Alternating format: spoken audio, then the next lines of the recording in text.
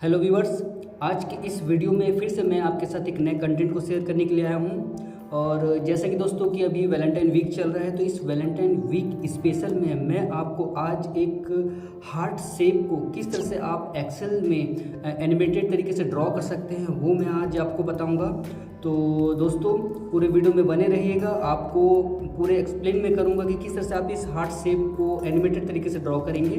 तो दोस्तों मेरा नाम है सौमित्र देवनाथ और आप सभी का मैं स्वागत करता हूँ मेरे चैनल ग्रो योर नॉलेज में, जिसमें मैं आपके लिए एक्सेल रिलेटेड प्रॉब्लम को सॉल्व करने के साथ साथ एक्सेल रिलेटेड गेम सॉफ्टवेयर और आपके फॉर्मेट भी अवेलेबल कराता हूँ, जिससे कि आप रिलेटेड वीडियो के लिंक में जाके उन फाइलों को फ्रीली डाउनलोड करके इस्तेमाल कर सकते हैं। तो दोस्तों बिल्कुल वीडियो में बने रहिएगा क्योंकि वीडियो काफ़ी इंटरेस्टिंग है। तो देरी न करते हुए चलिए वीडियो को स्टार्ट करते हैं। तो दोस्तों जो आप इंटरफेस अब कंप्यूटर स्क्रीन पे देख पा रहे हैं, आप सेंटर पे एक हार्ट बना हुआ देख पा रहे हैं और लेफ्ट साइड में कुछ कैलकुलेशन आप देख पा रहे हैं। और इस कैलकुलेशन के थ्रू ही ये हार्ट आपका डिज़ाइन होता है, हार्ट शेप डिज़ाइन होता है, वो भी एनिमेटेड तरीके से। वो किस तरह से होगा आपको मैं एक टॉप में एक हार्ट शेप मैंने दिया है जो कि मैं बटन के तौर पे इस्तेमाल कर रहा हूँ। उससे जैसे ही मैं क्लिक करूँगा आपका हार्ट ऑटोमेटिक एनिमेटेड तरीके से ड्रॉ होगा। तो देखिए मैं जैसे ही मैंने इसे क्लिक किया आप देख रहे हैं कि हार्ट जो है ऑटोमेटिक आपका पूरी तरह से ड्रॉ होते जा रहा है एनिमेटेड तरीके से। और ये किस तरह से ड्रॉ होगा, किस कैलकुलेशन के थ्रू ड्रॉ होगा, मैं आपको पूरे वीडियो में अच्छे से एक्सप्लेन करूँगा उस कैलकुलेशन के साथ। तो दोस्तों पूरे वीडियो को एक बार देखिए, तब जाके आपको वो कैलकुलेशन समझ में आएगा कि क्या कैलकुलेशन है जिसके थ्रू ये हार्ट पूरा आपका ड्रॉ हो रहा है। तो देखिए पूरी तरह से अब हार्ट ड्रॉ हो चुका है। अब हम सीखेंगे कि किस तरह से इसके बैक हैंड में जो कैलकुलेशन है वो इस्तेमाल किया गया है, वो क्या कैलकुलेशन है। दोस्तों अब हम एक नए शीट पे हैं। यहाँ पे अब मैं बताऊंगा कि किस तरह से आप उस हार्ट शेप को डिज़ाइन करेंगे, किस तरह से वो कैलकुलेशन का इस्तेमाल करेंगे। तो मैं एक सेल पे एक्स लिख लेता हूँ और दूसरे सेल पे मैं वाई लिख लेता हूँ। और मैं अब एक चार्ट इंसर्ट करूँगा दोस्तों, और चार्ट में हम स्केटल विथ स्मूथ लाइंस का जो चार्ट है मैं इसे इस्तेमाल करूँगा। ठीक है, इसे थोड़ा सा बड़ा कर देता हूँ मैं। और अब मैं इसके स्केलिंग को थोड़ा सा एडिट करूँगा। तो सबसे पहले मैं वाई स्केलिंग को एडिट करता हूँ, जिसमें मैं मिनिमम जो है आपका -2.5 रखूँगा और मैक्सिमम जो स्केलिंग है वो मैं रखूँगा 2.5 रखूँगा। और जो मेजर यूनिट जो डिफरेंस है वो मैं 0.5 का डिफरेंस रखूँगा। और इसे हम ओके करते हैं। उसी तरह से मैं एक्स स्केलिंग को भी सेम उसी तरीके से एडिट करूँगा। मिनिमम जो है मैं रखूँगा -2.5 और मिनिमम जो रखूँगा मैक्सिमम जो रखूँगा 2.5 और जो मेजर यूनिट है डिफरेंस है वो मैं रखूँगा 0.5 का। ठीक है, फिर मैं अननेसेसरी जो लाइन्स है जो हमें ज़रूरत नहीं है उसे मैं डिलीट कर देता हूँ। हेडिंग्स भी मुझे ज़रूरत नहीं है, राइट हेडिंग्स भी मुझे ज़रूरत नहीं है। ठीक है, तो इस तरह से मैंने एक चार्ट इंसर्ट कर दिया। और इस चार्ट को मैं अब राइट साइड में जो मैं फॉर्मूला और जो कैलकुलेशन का इस्तेमाल करूँगा उससे मैं कनेक्ट करूँगा। लेकिन उससे पहले मैं थोड़ा सा कुछ आपको एक्सप्लेन करना चाहूँगा कि आप यहाँ पे देख पा रहे हैं कि जो हार्ट है, हार्ट के जो लाइन्स है दो कलर में आप देख पा रहे हैं। सबसे पहले जो टॉप के जो लाइन्स है वो आपके ग्रीन कलर में देख पा रहे हैं, जो कि राइट साइड में जो ग्रीन कलर के दो कॉलम का कैलकुलेशन है, जो कि आप देख रहे हैं कि एक्स और वाई कैलकुलेशन में आप देख रहे हैं कि आप ग्रीन कलर में देख पा रहे हैं, नंबर इंक्रीज हो रहे हैं, नंबर चेंज हो रहे हैं। वो उसके थ्रू आपका हार्ट का टॉप शेप के जो लाइन है जो कि ग्रीन कलर में है वो डिज़ाइन हो रहा है। और जो बिलो के जो लाइन्स है जो कि पर्पल कलर में है वो राइट साइड के पर्पल कलर के कैलकुलेशन के थ्रू वो हार्ट नीचे के ड्रॉ हो रहा है, जो कि आप देख पा रहे हैं x1 और y1 का जो कि पर्पल कलर में जो कैलकुलेशन है उसके थ्रू ड्रॉ हो रहा है। तो यानी कि हार्ट का ये जो शेप है ये दो कैलकुलेशन के थ्रू आपका डिज़ाइन हो रहा है। वो कैसे होगा मैं आपको यहाँ पे आपको वो कैलकुलेशन करके बताऊँगा। वो कैलकुलेशन जो है आपका यहाँ पे देखिए, इस कैलकुलेशन के थ्रू हम अब हार्ट शेप को डिज़ाइन करेंगे। यहाँ पे देखेंगे y1 और y2 और इस कैलकुलेशन को किस तरह से इस्तेमाल करेंगे वो अब आप देखिए। तो सबसे पहले मैं x के कैलकुलेशन में मैं इस्तेमाल करूँगा। सबसे पहले मैं -2 का इस्तेमाल करूँगा और इस x की कैलकुलेशन को मैं इंक्रीज़ करूँगा 0.025 से। कैसे करूँगा? सबसे पहले मैं इक्वल टू किया और जस्ट ऊपर के सेल पे मैं प्लस करूँगा 0.025।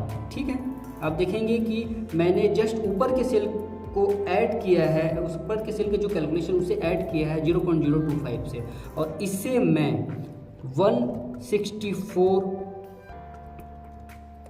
रो तक मैं ड्रैग करूंगा। यानी कि ये कैलकुलेशन आपका इंक्रीज़ होते जा रहा है। पर्टिकुलर कितना इंक्रीज़ हो रहा है? 0.025 के कैलकुलेशन से प्लस होते जा रहा है, हर सेल पे प्लस होते जा रहा है। ठीक है, तो इस तरह से हमारे जो एक्स का कैलकुलेशन है वो हम इंक्रीज़ करेंगे 0.025 से, और वाई के कैलकुलेशन में हम इस्तेमाल करेंगे इस कैलकुलेशन y1 पे आप कैलकुलेशन जो देख पा रहे हैं। अब इस कैलकुलेशन को मैं अब एक्सेल के फॉर्मूला में कन्वर्ट करके मैं आपको बताऊंगा कि किस तरह से आप यहाँ पे लिखेंगे। तो हम इस फॉर्मूला को फॉलो करते हैं। सबसे पहले यहाँ पे देखेंगे कि आप इज इक्वल टू है, ठीक है, इज इक्वल टू और स्क्वायर रूट, जो कि हम एक्सेल फॉर्मूला में हम लिखेंगे स्क्वायर SQRT के कैलकुलेशन में हम लिखेंगे। फिर से लिखता हूँ मैं इसे SQRT। ठीक है, तो ये हमारा SQRT मीन्स स्क्वायर रूट, जो कि एक्सेल फॉर्मूला में हम इसे लिखेंगे। ठीक है, स्क्वायर रूट के अंदर हम क्या लिखेंगे? 1, फिर देन क्या है? माइनस है, फिर क्या है? आप यहाँ पे देखेंगे कि जो x है, x जो कि मॉड है, मॉड मीन्स यहाँ पे मॉड का मतलब ये होता है कि यहाँ पे जो भी x पे जो भी वैल्यू है, अगर वो नेगेटिव वैल्यू है तो वो पॉजिटिव में होगा, अगर पॉजिटिव है तो वो पॉजिटिव में होगा। तो यानी कि यहाँ पे जो भी वैल्यू नेगेटिव में है वो वैल्यू आपका पॉजिटिव में चेंज हो जाएगा। मॉड का मतलब ये है। तो उसे हम एक्सेल फार्मूला में ABS के थ्रू हम किसी भी नेगेटिव वैल्यू को पॉजिटिव में चेंज कर सकते हैं। तो इस पर जो है मैं यहाँ पे x की वैल्यू को मैं कनेक्ट करूँगा। ठीक है, इसे मैं ब्रैकेट क्लोज करता हूँ। देन उसके बाद है माइनस, देन है 1। ओके, और ये आपका पूरा कैलकुलेशन जो है स्क्वायर रूट स्क्वायर 2 में है। ठीक है, स्क्वायर 2 में है। तो इस पूरे कैलकुलेशन को यानी कि ABS से लेकर यहाँ तक पूरे कैलकुलेशन को मैं अब इसे स्क्वायर 2 करूँगा। यानी कि मैं यहाँ पे कैरेट साइन का इस्तेमाल करके 2 लिखूंगा। कैरेट का मीन्स होता है स्क्वायर, स्क्वायर के लिए एक साइन का इस्तेमाल होता है। तो ये कैरेट और प्लस मेरा क्या है? स्क्वायर 2 करना है। स्क्वायर 2 मैंने किया, प्लस ब्रैकेट को मैंने क्लोज किया, देन मैंने इंटर किया। तो यहाँ पे कैलकुलेशन आप 0 देख पा रहे हैं, और इसे जस्ट मैंने डबल क्लिक किया तो वो 164 सेल तक वो फार्मूला ड्रैग हो चुका है, और बाकी कैलकुलेशन भी आपके सभी सेल में अप्लाई हो गया है। ठीक है, अब हम इस x और y कैलकुलेशन को इस अपने एक्सेल जो चार्ट है इस पर अब हम अप्लाई करेंगे। कैसे करेंगे? इस पर मैं अब राइट क्लिक करूँगा, सेलेक्ट डेटा में जाऊँगा, और x का जो कैलकुलेशन है इसे मैं एडिट करूँगा दोस्तों। तो सीरीज़ नेम मैं कुछ भी नहीं रखूँगा, और सीरीज़ का जो x वैल्यू है मैं x वैल्यू को ले लेता हूँ, टॉप टू एंड तक ले लेते हैं। ठीक है, और y कैलकुलेशन को भी मैं ले लेता हूँ, y एंड तक ले लेते हैं। ठीक है, और इसे मैं ओके करता हूँ। इसे हमने ओके कर लिया। अब हम टॉप में आएंगे तो आप देखेंगे कि आपका जो हार्ट शेप है, वो हार्ट शेप का जो टॉप कैलकुलेशन है वो कैलकुलेशन के थ्रू आपका टॉप शेप जो है डिज़ाइन हो चुका है। लेकिन यहाँ पे दोस्तों अभी भी पूरा कंप्लीट डिज़ाइन नहीं हुआ है। लेकिन क्यों नहीं हुआ? इसे हम थोड़ा सा 2 पॉइंट और इंक्रीज़ कर देते हैं। तो इसे मैंने सेलेक्ट किया और 2 पॉइंट और इंक्रीज़ मैंने किया।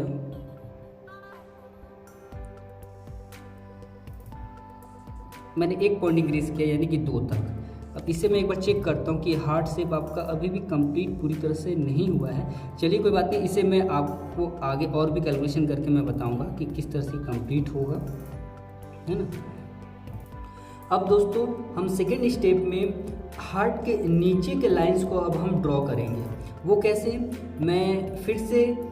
मैं यहाँ पे जो x और y की वैल्यू लूँगा, लेकिन इस बार मैं x1 और y1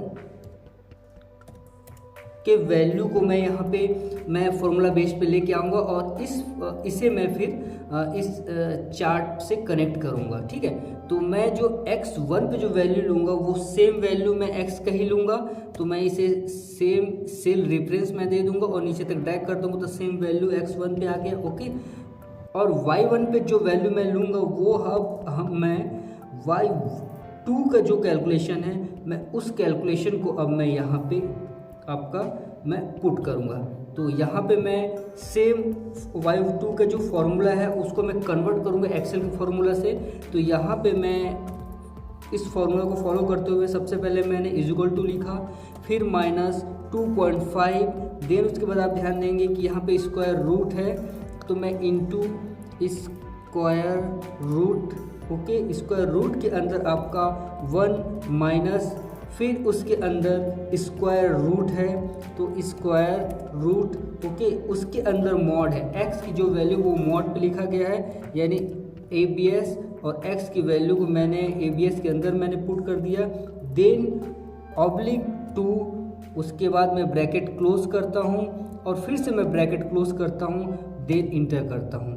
तो यहाँ पे मैं अब इस फॉर्मूला को नीचे तक मैं ड्रैग कर देता हूँ। तो यहाँ ध्यान देंगे कि वो x और y की जो वैल्यू है वो मैंने C और D कॉलम में मैंने पूरे सेल्स पे मैंने पुट कर दिया है।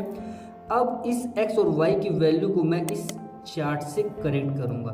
तो यहाँ पे मुझे एक नया सीरीज़ ऐड करना होगा दोस्तों, तो मैं इस पे ऐड पे क्लिक करता हूँ।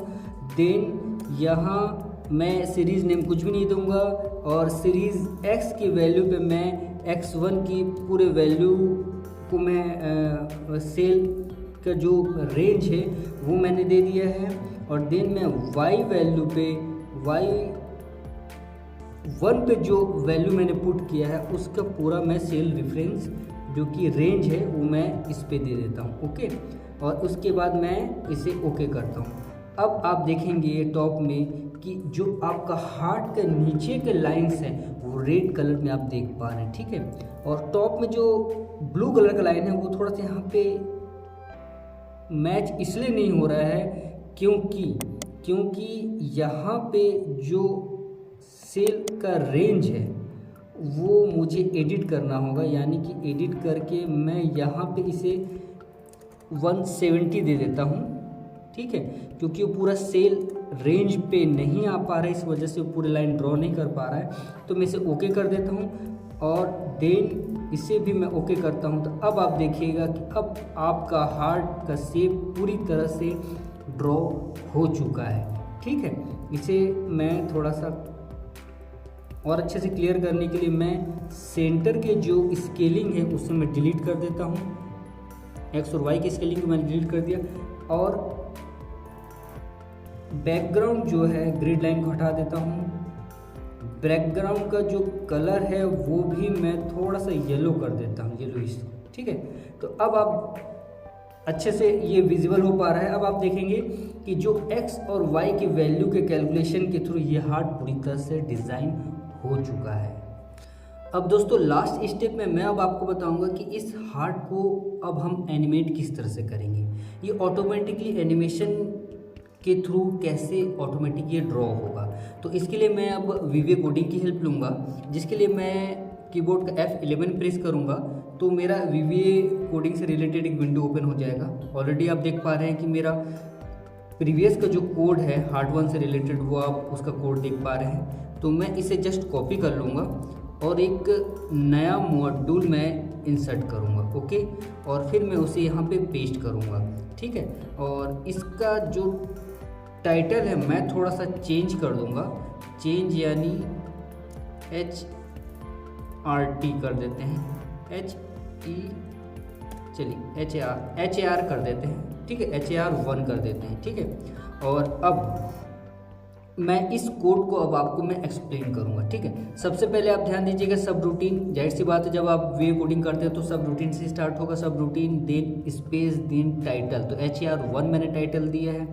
देन जो है नेक्स्ट लाइन आपका मैंने रेंज दिया है, A4 से लेकर D164 तक के डेटा को मैंने क्लियर कंटेंट क्या है, यानी कि A4 से लेकर D164 तक का डेटा को वो क्लियर करेगा। ठीक है, तो एक्चुअल में A4 ना होकर ये A5 होना चाहिए, क्योंकि मेरा जो डेटा है वो A5 से है। तो इसे मैं करेक्ट कर लेता हूँ, A5 से लेकर D170 तक का डेटा को वो पहले क्लीन करेगा। ठीक है, ये डेटा पूरा क्लीन हो जाएगा। देन J की वैल्यू इज इक्वल टू 5 में करूँगा, क्योंकि मेरा जो वैल्यू है कैलकुलेशन वो 5 से स्टार्ट हुआ, इसलिए मैं J की वैल्यू 5 दूंगा। यहाँ पे J मेरा वेरिएबल है और वेरिएबल पे मैंने जो वैल्यू पुट किया है वो है 5 मैंने दिया है, उसका फिक्स वैल्यू है। और देन उसके बाद मैंने फॉर लूपिंग का इस्तेमाल किया है, जिसमें मैं I एक वेरिएबल लिया हूँ और इस फॉर लूपिंग को मैं -2 से लेकर +2 तक चला रहा हूँ। क्यों दोस्तों, यहाँ पे ध्यान दीजिएगा, जो मेरा कैलकुलेशन वो -2 से स्टार्ट हुआ है और +2 पे, यहाँ पे मुझे एक लाइन को थोड़ा सा डिलीट करना होगा, +2 पे ये ख़त्म होता है। ठीक है, तो इस तरह से ये जो लूप है आपका -2 से लेकर +2 तक ये चलेगा और हर स्टेप में ये 0.025 को इंक्रीज करेगा, यानी -2 में ये ऐड करता जाएगा, है ना, हर स्टेप में। देन उसके बाद फॉर लूपिंग के अंदर मैंने सेल रेफरेंस का इस्तेमाल किया है। सबसे पहला सेल रेफरेंस मेरा A5 है, क्योंकि J की वैल्यू 5 है, तो यानी कि A5 में सबसे पहले जो वैल्यू पुट करेगा वो I की वैल्यू पुट करेगा, जो कि -2 है ना। देन वो सेल रेफरेंस में B5 में मैंने डायरेक्ट फॉर्मूला मैं वहाँ पुट कर रहा हूँ, B5 के सेल पे मैं डायरेक्ट फॉर्मूला को मैं पुट कर रहा हूँ। ध्यान दीजिएगा, यहाँ पे मैंने जो B5 पे जो फॉर्मूला मैंने यहाँ पे लिखा हुआ था, मैंने जो मैनुअली यहाँ पे इक्वल टू के बाद जो मैंने फॉर्मूला लिखा था, सेम फॉर्मूला को मैंने यहाँ पे डबल कोट के अंदर लिखा है। डबल कोट के अंदर लिखने का मतलब है कि ये विवेक कोडिंग इसे टेक्स्ट फॉर्म में लेगा। टेक्स्ट फॉर्म में लेने के बाद वो B5 का जो सेल पे है, इस पूरे टेक्स्ट को वो उस B5 के सेल पे वो पुट कर देगा। पुट होते साथ ही यहाँ पे ध्यान दीजिएगा, जो मेरा टेक्स्ट है, टेक्स्ट के सबसे स्टार्टिंग में मैंने इक्वल टू का इस्तेमाल किया, तो यानी कि जब वो ये पूरा टेक्स्ट उस इक्वल टू के साथ उस सेल पे जाएगा तो वो वैल्यू वो फॉर्मूला में वो कन्वर्ट हो जाएगा दोस्तों। ठीक है, तो इसलिए मैंने यहाँ पे डबल कोट का इस्तेमाल किया है। देन मेरा सी कॉलम का जो सेल रेफरेंस है C5, वहाँ पर भी मैंने I वैल्यू को मैंने पूरा पुट किया है। देन मेरा D5 में मैंने D कॉलम पे मैंने Y2 का जो कैलकुलेशन है, Y2 का जो कैलकुलेशन, उस कैलकुलेशन को मैंने टेक्स्ट फॉर्म में मैंने पूरा पुट किया है। और ये लूपिंग पूरा हर स्टेप बाय स्टेप में I की वैल्यू इंक्रीज होगा दोस्तों, प्लस J की वैल्यू भी इंक्रीज होगा। J की वैल्यू कैसे इंक्रीज होगा, लास्ट में देखिएगा कि लूपिंग के साथ ये आगे J = J+1 भी कर रहा है, यानी कि J की वैल्यू जो स्टार्टिंग से आएगा वो एंडिंग से होते हुए वो आपका J की वैल्यू प्लस होता जाएगा, यानी कि लूपिंग के साथ I प्लस और J की वैल्यू भी आपका इंक्रीज होता जाएगा। और साथ ही मैंने डू इवेंट का इस्तेमाल किस लिए किया है दोस्तों, डू इवेंट का इस्तेमाल करने से ये फ़ायदा होगा कि आपका जो स्क्रीन है वो अपडेट होगा और वो आप विजिबल होता देख पाएंगे। ठीक है, तो डू इवेंट का इस्तेमाल करना ज़रूरी है ना। तो उसके बाद फिर आपका ये लूपिंग मैंने क्लोज कर दिया है। ठीक है, तो इतना ही कोड। अब आपका एनिमेशन के थ्रू आपका कैसे वर्क करता है मैं आपको अब करके दिखाता हूँ। इसके लिए सबसे पहले मैं एक शेप को मैं यहाँ पे इंसर्ट करूँगा, तो मैं एक हार्ट ले लेता हूँ, हार्ट शेप, इससे मैंने इंसर्ट किया और इस पे मैं उस मैक्रो को मैं असाइन करूँगा, यानी कि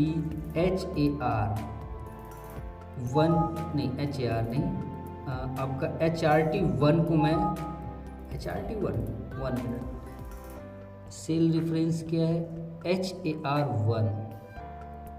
HART कर देते हैं इसको HART। ओके, अब यहाँ पे मैं उस मैक्रो को असाइन करूँगा HART। ठीक है, ये देखिए ये मैक्रो मैंने इस शेप पे मैंने असाइन कर दिया है। अब मैं इसे क्लिक करूँगा तो देखिए किस तरह से ये हार्ट ऑटोमेटिकली ड्रॉ हो रहा है। ड्रॉ क्यों हो रहा है दोस्तों, जाहिर सी बात है, जो ये हार्ट ड्रॉ हो रहा है, ये इस राइट साइड में जो आप वैल्यू देख रहे हैं, इस वैल्यू की वजह से वो हार्ट ड्रॉ हो रहा है। और ये वैल्यू ऑटोमेटिक पर्टिकुलर एक एक सेल के बाद वो इंक्रीज़ होता जा रहा है। मतलब वो वैल्यू आपका जो VVA कोडिंग है, इस VVA कोडिंग के थ्रू हर सेल पे वो -2 से लेकर 2 तक वो लूप चलेगा, जिसकी वजह से हर सेल पे वो वैल्यू पुट कराते जा रहा है। पुट कराते साथ ही, पुट होते साथ ही ये हार्ट ऑटोमेटिक ड्रॉ हो रहा है। ठीक है, आई होप दोस्तों आपको समझ आ गया होगा कि किस तरह से आप इस हार्ट को बड़े ही आसान तरीके से एक्सेल में बड़े ईजीएस्ट कैलकुलेशन के साथ आप ड्रॉ कर सकते हैं, वो भी एनिमेट तरीके से। और दोस्तों अगर आपको ये वीडियो पसंद आया होगा तो प्लीज़ इसे लाइक शेयर के साथ साथ सब्सक्राइब जरूर कीजिए, ताकि मेरे नए वीडियोस आपके पास जल्दी से जल्दी पहुँचे और नोटिफिकेशन आप तक जल्दी पहुँच जाए। और दोस्तों हम इसी हार्ट शेप को मैं नेक्स्ट वीडियो में और एक्सप्लेन करूंगा कि आप और किस तरीके से, किस डिज़ाइन से आप और भी हार्ट बना सकते हैं। तो आप बने रहिए मेरे वीडियोस में और बने रहिए मेरे चैनल पे। हम मिलेंगे नेक्स्ट वीडियो में इसके और नए कंटेंट के साथ। तब तक आप खुश रहिए, अपने आसपास के लोगों को भी खुश रखिए। धन्यवाद।